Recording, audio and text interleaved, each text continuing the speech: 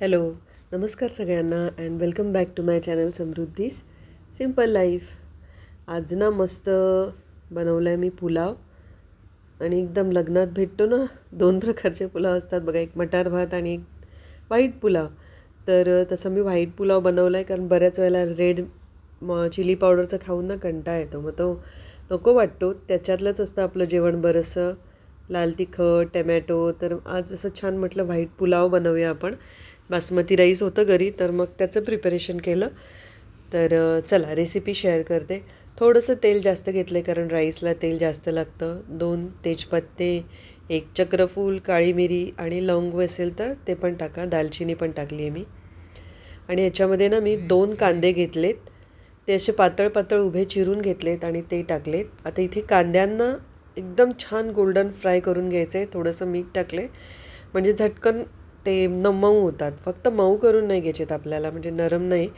तर त्याचा छान गोल्डन, जितका तुम्ही छान गोल्डन कलर घेणार ना, कारण तोच कलर आपला राईसला येणार आहे. नाही तर राईस एकदम पांढरे पांढरे नको आहेत आपल्याला. छान त्याचा एक वेगळाच कलर, एक वेगळ्या कलरची शेड तयार होते. तर बघा, एक 5 मिनटं कांदे मी तेलात परतून घेतले ना, मग ते छान केवढी कमी क्वांटिटी झाली आहे. आता आलं 7-8 लसणाच्या पाकळ्या घेतल्या होत्या आणि 2 इंच असा मोठा आल्याचा तुकडा घेतला होता. त्याची पेस्ट करून घेतली आणि ती पण छान खमंग भाजून घ्यायची. याच्यामध्ये मी मिक्सरला नव्हती लावली पेस्ट, खलबत्त्यातच अशी कुटून घेतली होती.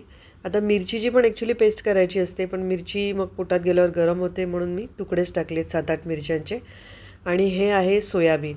सोयाबीन अर्धा तास आधी पाण्यात भिजत घातलं होतं, पाणी काढलं आणि त्याचे बारीक असे तुकडे करून घेतलेत. आणि त्याच्याबरोबर एक बटाटा टाकला आहे आणि थोडेसे ना हे टाकलेत, आपले वाटाणे असतात ना, फ्रेश वाटाणे, ते टाकलेत.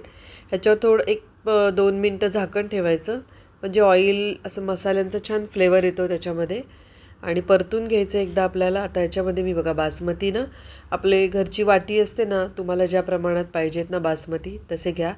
मी 2 वाट्याभर बासमती घेऊन अर्धा 1 तास आधी भिजत घातले होते आणि ते छान फुलले, मुळे एवढे दिसत आहेत. ॲक्च्युली 2 छोट्या वाट्याच होते ते. आता ह्याला पण तेलामध्ये काय करून घ्यायचं आपल्याला, हे सगळं वाटाणे सोयाबीनबरोबर छान परतून घ्यायचे आणि 2 मिनटं झाकण ठेवायचे त्याच्यावर. परतलं ना, जेवढं जास्त चांगलं परतू ना आपण, त्याचा तेवढा छान फ्लेवर येतो आणि एक छान रंग येतो तांदळाला. त्याच्यामध्ये मी 3 कप पाणी टाकले. ओके, तुम्हाला जसं पाण्याचं योग्य प्रमाण वाटेल ना, त्याप्रमाणे टाका. तांदूळ जुना नवीन असतो, त्यावरती प्रमाण अवलंबून असतं. 2 मिनटांनी बघितलं, तांदूळ छान फुलले होते. असं 2-2 मिनटांनी छान असं मोकळं मोकळं हलवून घेतलं. मग पुन्हा त्याच्यात जेवढं गरजेचं होतं ना, त्याप्रमाणे मी मीठ टाकून घेतलं आहे. झालं आपलं राईस तयार.